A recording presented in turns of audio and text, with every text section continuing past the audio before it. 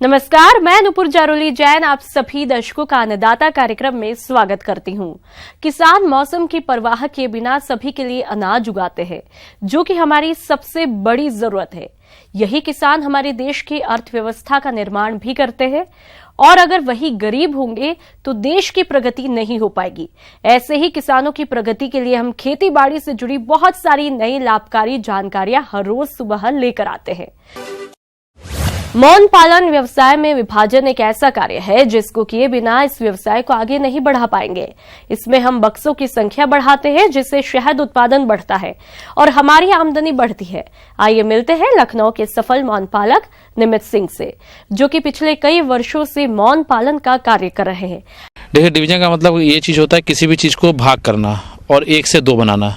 अगर आप मधुमक्खी पालन कर रहे हैं तो डिवीजन का 2 समय होता है, एक तो आपको बसंत ऋतु और एक आपको जब तिलहन दलहन की फसल होती है, जैसे कि जुलाई अगस्त।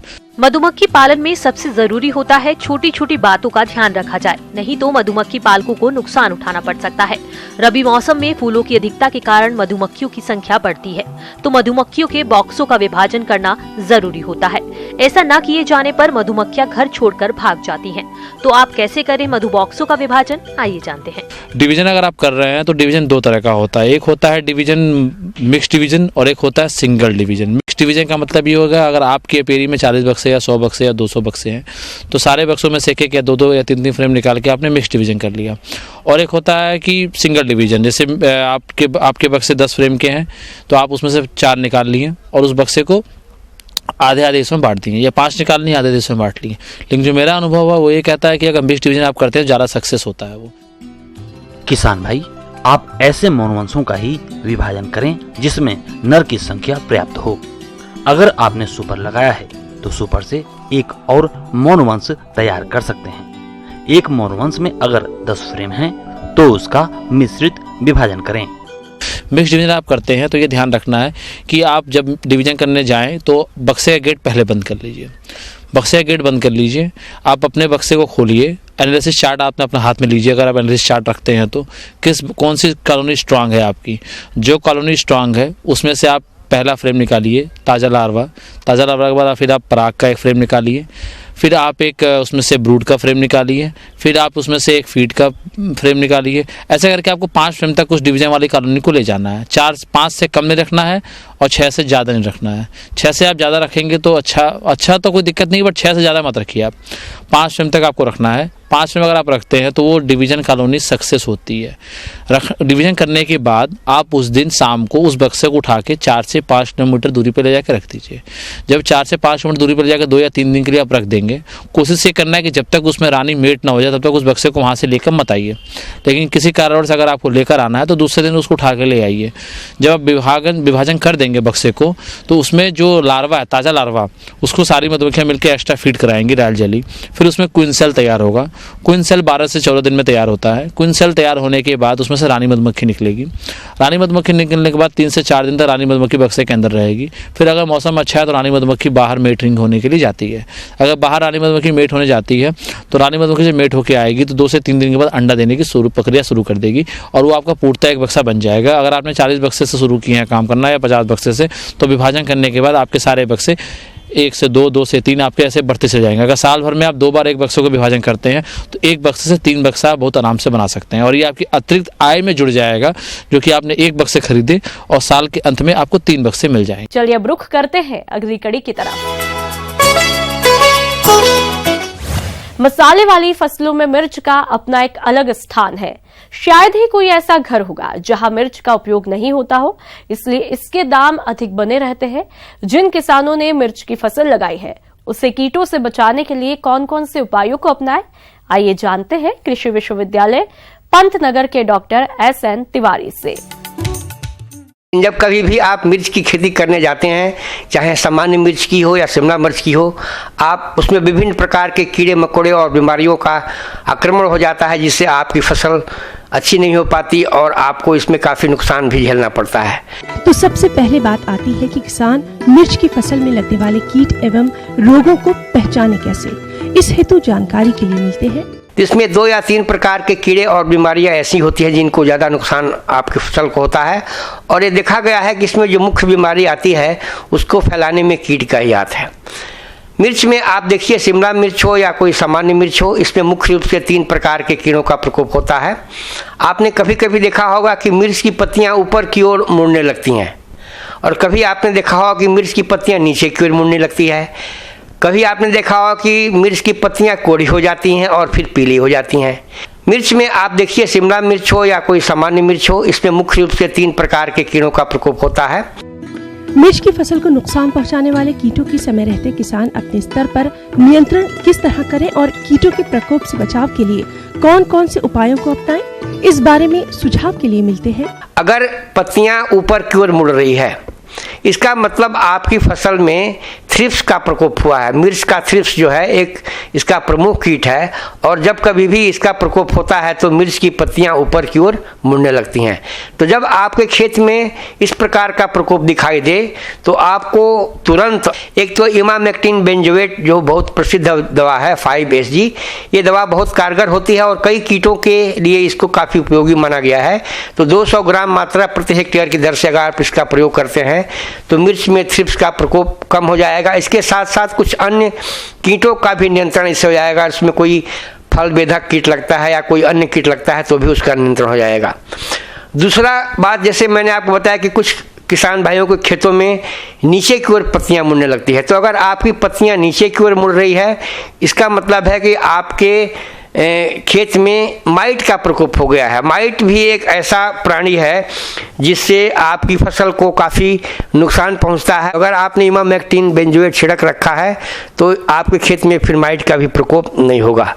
तीसरा जो कीट है जो बहुत ज़्यादा नुकसान पहुंचाता है और इसके प्रकोप से पत्तियों में वायरस का रोग का भी फैलाव होता है और पत्तियां कोढ़ी हो जाती हैं, वो है सफ़ेद मक्खी।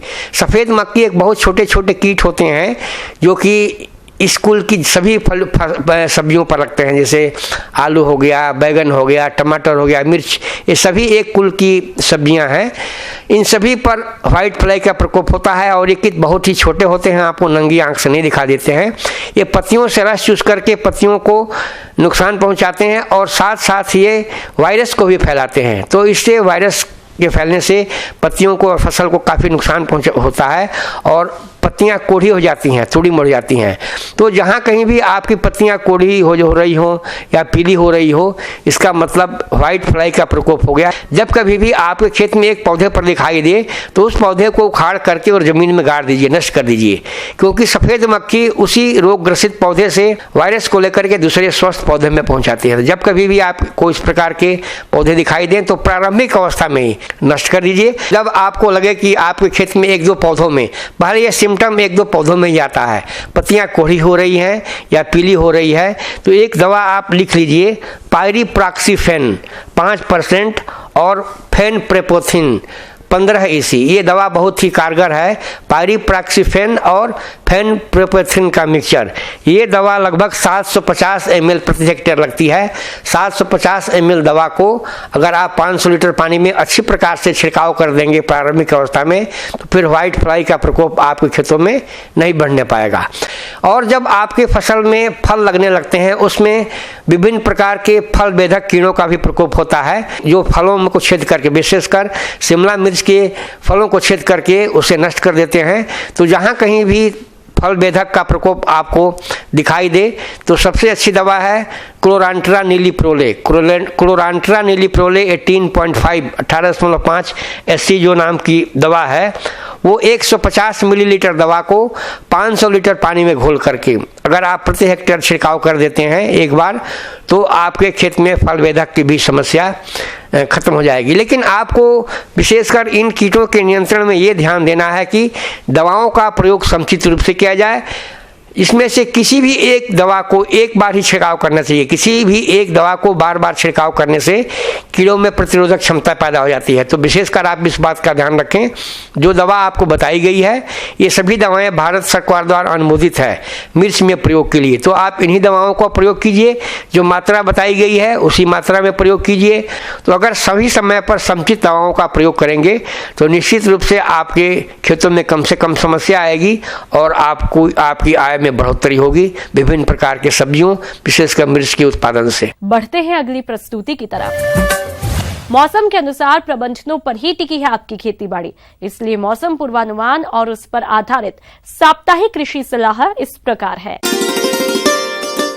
भारत मौसम विज्ञान विभाग, मौसम भवन, नई दिल्ली द्वारा मध्यम अवधि मौसम आंकड़ों के आधार पर उत्तराखंड और उत्तर प्रदेश में स्थित कृषि विश्वविद्यालयों के मौसम विज्ञान विभाग द्वारा मौसम पूर्वानुमान रिपोर्ट के आधार पर उत्तराखंड और उत्तर प्रदेश के किसानों को कृषि से जुड़े कुछ जरूरी सुझाव दिए जा रहे हैं, जो इस प्रकार हैं। उत्तर प्रदेश और उत्तराखंड में आगामी 4 दिनों तक वर्षा की कोई संभावना नहीं है। हवा की गति सामान्य बनी रहेगी। ऐसे में इन क्षेत्रों के किसान भाइयों को सलाह दी जाती है कि पीणी गन्ना के रस में ब्रिक्स की मात्रा जांचते रहें। जब ब्रिक्स की मात्रा 18% हो जाए तब नवंबर माह में मिल से पर्ची आते ही सबसे पहले गन्ने की कटाई कर गन्ना मिल में भेजें तथा खाली हुए खेत की तैयारी कर रबी फसलों की बुआई करें। नौलख फसल में आवश्यकता अनुसार सिंचाई करते रहें। शरदकालीन गन्ने में बुआई के 25 से 30 दिन बाद निराई गुड़ाई करें। आवश्यकता अनुसार बुआई के 30 से 40 दिन बाद सिंचाई करें तथा बोए गए सब फसलों में शस्य क्रियाएं करें। सिंचित दशा में चने की सामान्य बुआई नवंबर के दूसरी पखवाड़े में पूरी कर लें।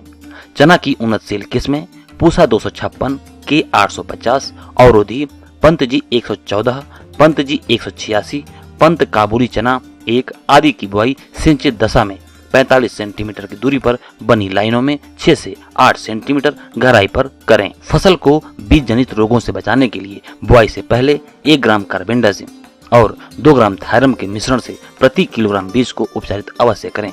इसके उपरांत राइजोबियम कल्चर एवं फास्फोरस घोलक कल्चर से भी उपचारित करें।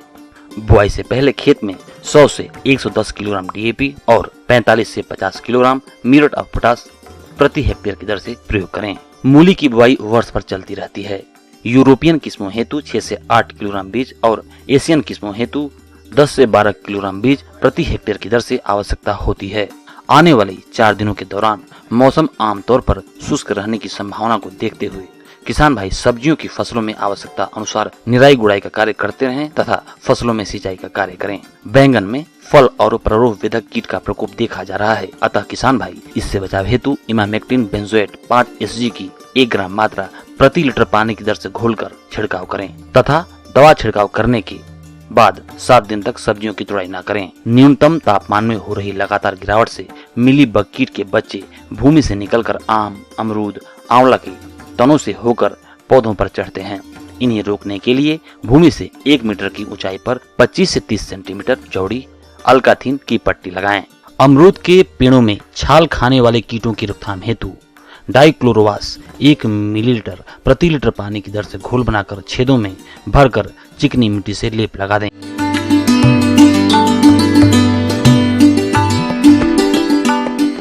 अन्नदाता हेल्पलाइन निशुल्क फोन संपर्क सेवा के माध्यम से आपके द्वारा पूछे गए प्रश्नों में से 1 या 2 महत्वपूर्ण प्रश्नों को हम अपने कार्यक्रम में शामिल करते हैं। इसी के तहत आज का चयनित प्रश्न और उसका जवाब इस प्रकार है। आज की अन्नदाता हेल्पलाइन में हमने जिस प्रश्न को शामिल किया है उसे पूछा है ग्राम करौंधी, जिला इटावा के जवाहर कुशवाहा ने। आपने पपीते की फसल में लगने वाले रोगों के निदान पर जानकारी चाहिए है, तो इसके लिए देखिए कार्यक्रम का यह अंश। पपीता सबसे कम समय में फल देने वाला पेड़ है, इसलिए इसे कोई भी लगाना पसंद करता है। पपीता न केवल आसानी से उगाया जा सकता है, बल्कि ये लाभ भी जल्दी देने लगता है। ये पोषक तत्वों से भरपूर, स्वास्थ्यवर्धक और लोकप्रिय फल है, जिसे डेंगू बुखार पीड़ितों के उपचार में अधिक प्रयोग किया जा रहा है। इसलिए इसे अमृत घट भी कहा जाता है। पपीते का पके और कच्चे दोनों रूपों में प्रयोग किया जाता है। इसका आर्थिक महत्व ताजे फलों के अतिरिक्त पपेन के कारण भी है, जिसका प्रयोग बहुत से औद्योगिक कार्यों में होता है। इसलिए पपीते की खेती की लोकप्रियता दिनों दिन बढ़ती जा रही है। लेकिन प्रायः देखने में आता है कि पपीते की फसल को पर्ण कुंचन रोग द्वारा काफी नुकसान होता है। ये विषाणु जनित रोग है, जिसे सफेद मक्खी, माहू और अन्य रस चूसने वाले कीटों द्वारा एक पौधे से दूसरे पौधों पर फैलाया जाता है। इस रोग के लक्षण केवल पत्तियों पर दिखाई पड़ते हैं, रोगी पत्तियां छोटी, झुर्रीदार, खुरदरी और बेडोल हो जाती है। पत्तियों के शिराओं का रंग पीला पड़ने लगता है और रोगग्रस्त पत्तियां नीचे की तरफ मुड़ जाती है, जिससे ये उल्टे प्याले की तरह दिखाई पड़ती है। इसी तरह किसान भाइयों, पपीता की फसल में मोजैक रोग भी काफी देखने में आता है। ये भी विषाणु जनित रोग है जिसे रस चूसने वाले कीट फैलाते हैं। इस रोग में सबसे पहले नई पत्तियों पर चितकबरापन और सिकुड़न दिखाई देती है।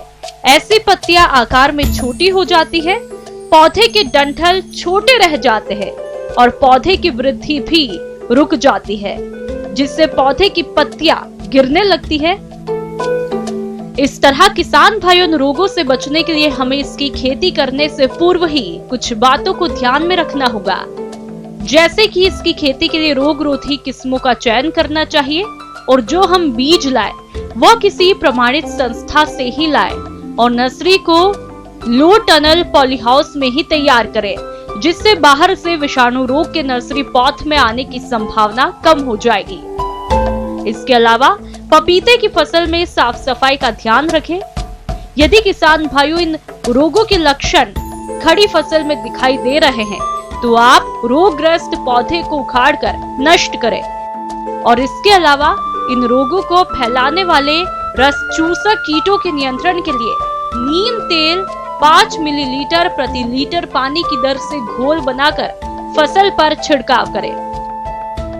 यदि किसान भाइयों इन रोगों का प्रकोप फसल में ज्यादा देखने में आ रहा है तो आप इसके रासायनिक नियंत्रण हेतु इमिडाक्लोप्रिड दवा की 1 मिलीलीटर प्रति 3 लीटर पानी या थियामेथोक्साम की 1 ग्राम मात्रा को 4 लीटर पानी में घोलकर फसल पर छिड़काव करें और इन्हीं दवाओं में से किसी एक दवा का 10 से 12 दिन के बाद दोबारा छिड़काव करें, जिससे आप इन रोगों पर काफी हद तक नियंत्रण पाएंगे। किसान भाइयों, अन्नदाता आपकी सेवा के लिए संकल्परत है। कृषि संबंधित समस्या और सुझावों के लिए आप हमें इस पते पर भी संपर्क कर सकते हैं। प्रोड्यूसर अन्नदाता, news 18 Uttar Pradesh Uttarakhand, Ramoji film city, Hyderabad 501512। साथ ही आप हमें ईमेल भी कर सकते हैं।